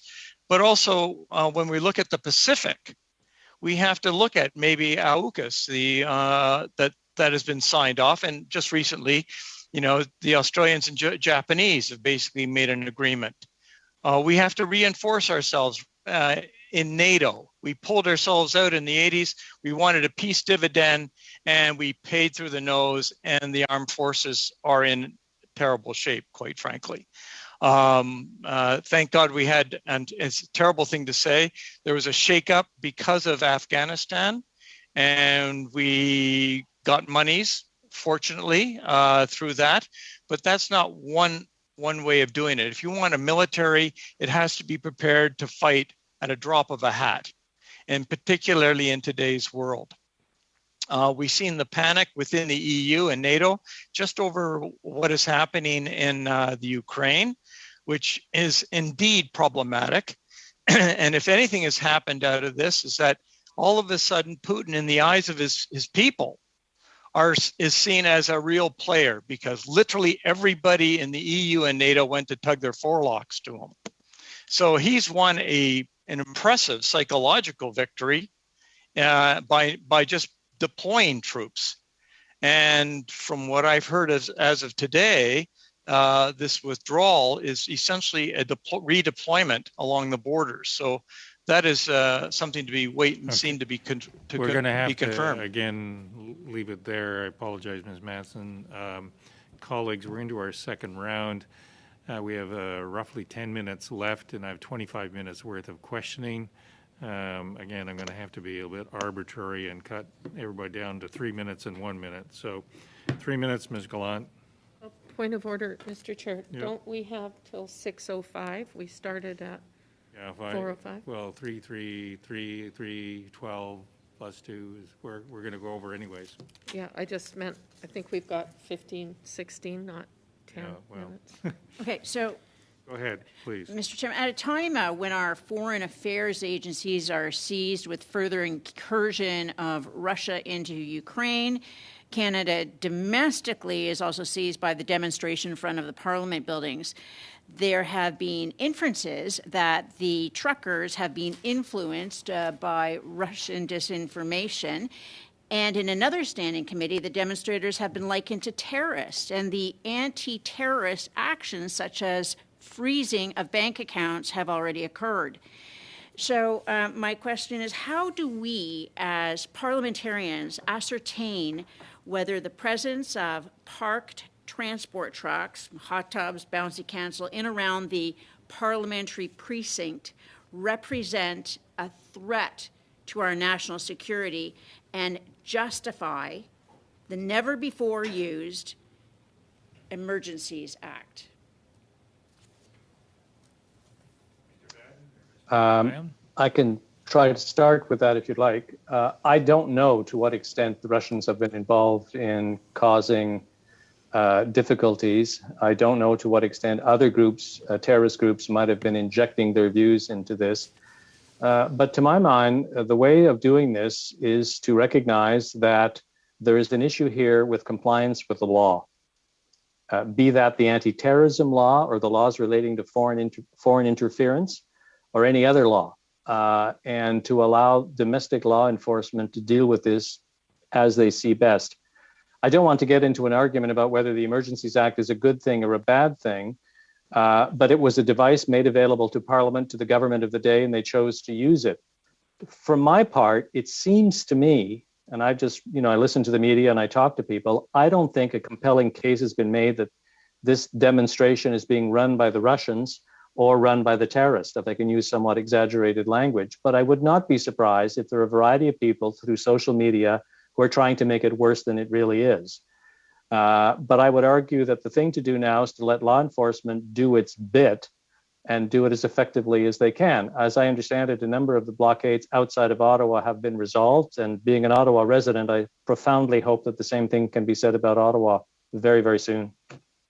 Okay, and how is the execution of the Emergencies Act with the potential of seconding military personnel to be inserted to intervene in civilian enforcement in our national interest? I'm afraid you have the advantage of me here, Mr. Chairman. I wasn't aware that the Emergency Act allowed the use of military personnel.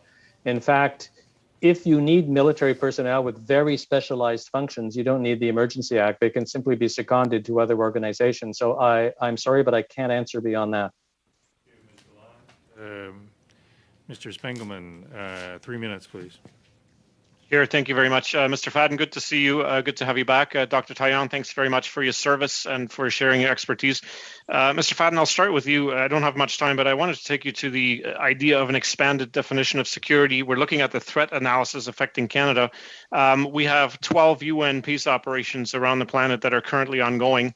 Western Sahara, Central African Republic, Mali, where Canada had made a significant contribution. In fact, this committee actually visited that mission a couple of years ago. Democratic Republic of Congo, Golan, Cyprus, Lebanon, Abyei, and Sudan, Kosovo, South Sudan, India, and Pakistan, and UNSO in the Middle East. How do you factor these in with respect to what we're talking about now, which is really possible potential conflicts with or between great powers affecting Canada very directly? These peacekeeping operations are very important in an indirect way, but also important in terms of the values that we espouse and defend and the commitments that we've made to the UN system. When we're being asked for more funding for ODA, for overseas development assistance on the humanitarian and development side, and also for more funding on the defense side, how do we look at these obligations that we have multilaterally within the UN system? Wow, Mr. Chairman, one could take an hour just to try and answer that question. It's a good question. I think to begin with, I would urge the view that the long list which you enumerated would have to be divided between some that are legitimately peacekeeping and a couple which are really peacemaking. And I think they have to be treated somewhat differently.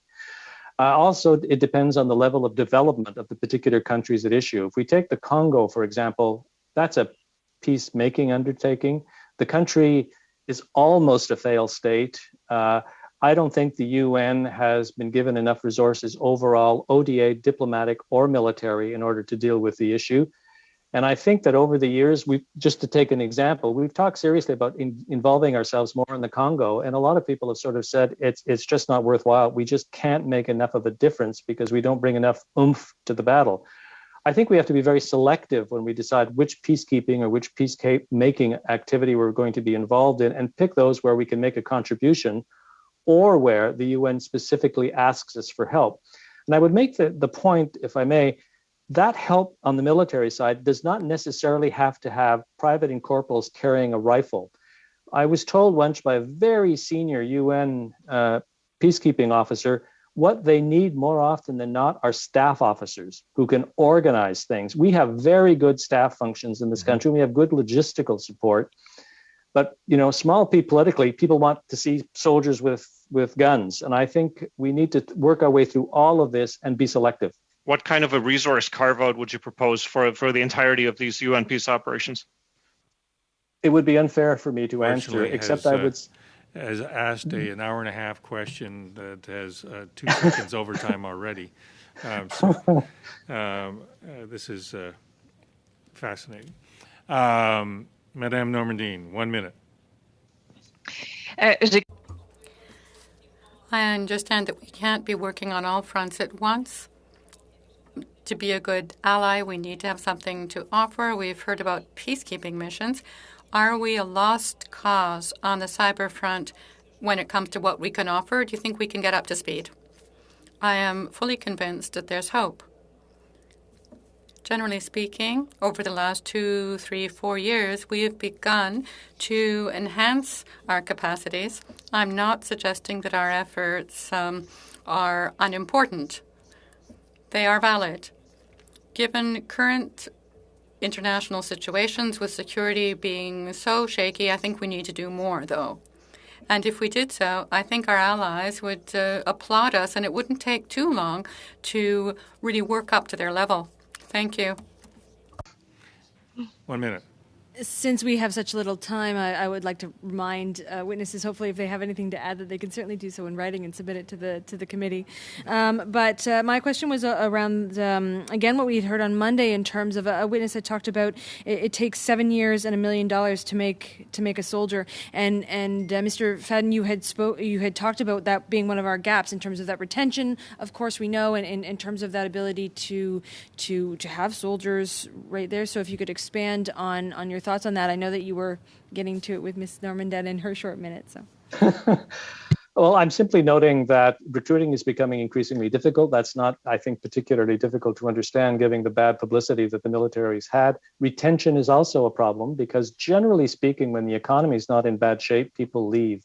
But I think part of the difficulty is it's becoming increasingly, people are increasingly of the opinion that the military lack the tools to do what they want to do. People don't join the military to go to Lower Mandible, Manitoba, my apologies to Manitoba, to sit in garrison and do nothing interesting. So to the earlier question about UN peacekeeping or peacemaking, we have to do something outside of the country that has the possibility of having a real effect. But if we don't increase, we aren't even meeting our quota, or not our quota, but our top numbers now in the military. If we cannot do that, we're in very bad shape. We do not have enough people right now, given the new space, cyber, and other activities that we're going to have to deal with. Okay, Ms. Masson, we're going to have to leave it there. Ms. Carrie Lynn Finley, 3 minutes, please. Thank you, Mr. Chair. Good to see you again, Richard. So, in your opinion, should we prevent or restrict Chinese investment and access to certain sectors of our economy, like precious or rare earth minerals? I think we should enumerate those publicly and make it very clear that we're doing that for national security reasons. And I don't think we should be ashamed of doing that, because because there's no reciprocity with China on any front. The possibility of a Canadian company investing in one of these strategic sectors in China is effectively zero. So I do believe we should do that. And again, I think we should do that in concert with our allies. Thank you. And Mr. Tyon, what is your view of China's influence operations in Canada and its strategic objectives in this country?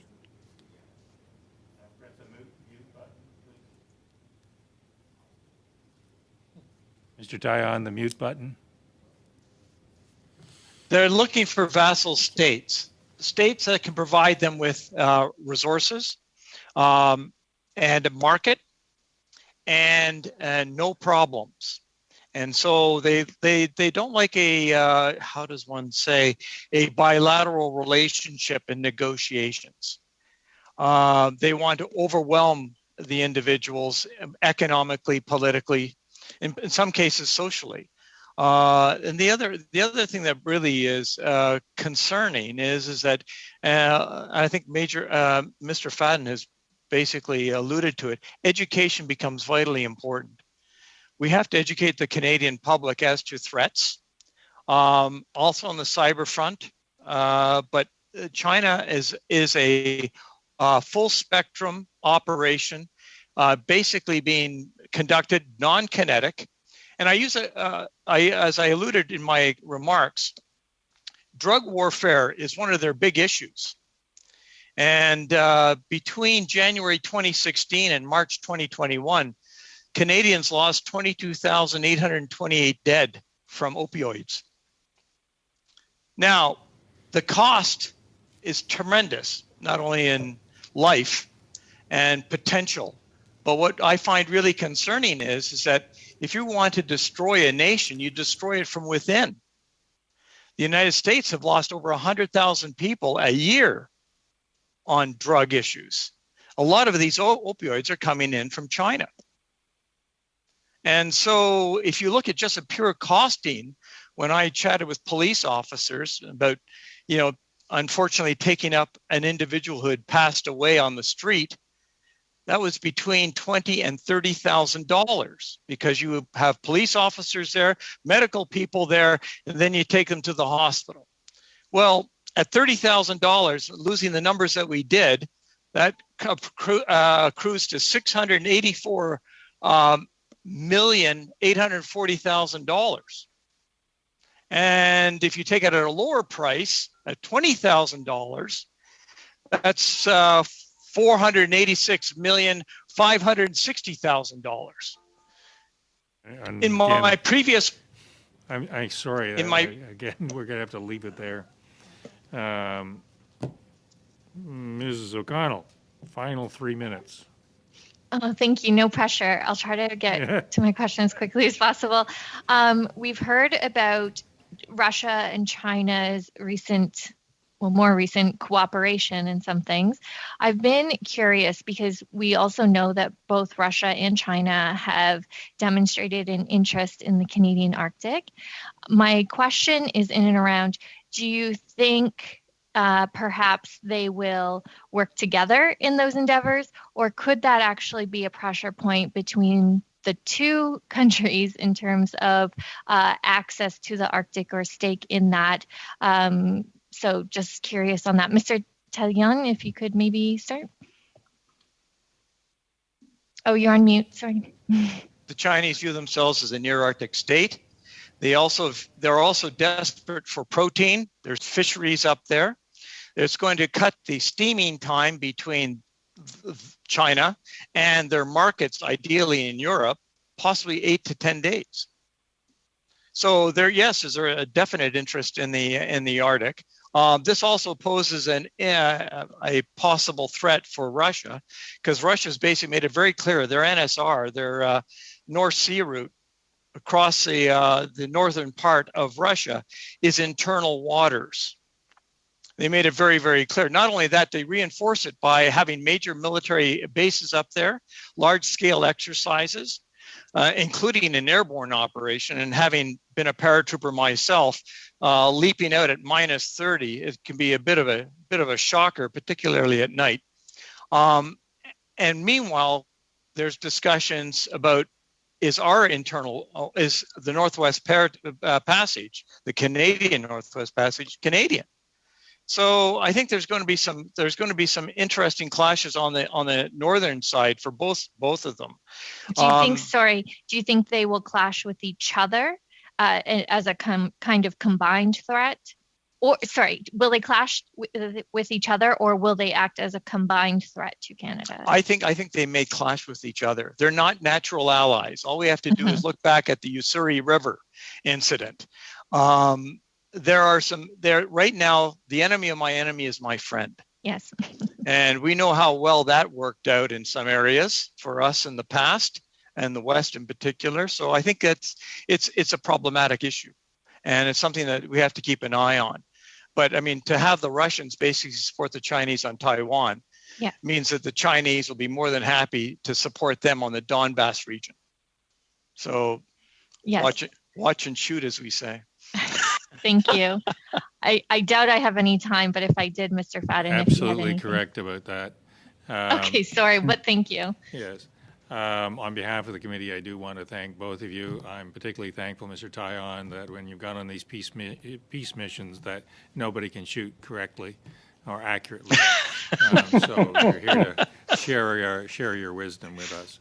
And Mr. Fadden, good to see you again. As always, concise, brilliant, insightful. So thank you again, and this is very helpful to our study. With that, colleagues, we will adjourn. Thank you. Thank you.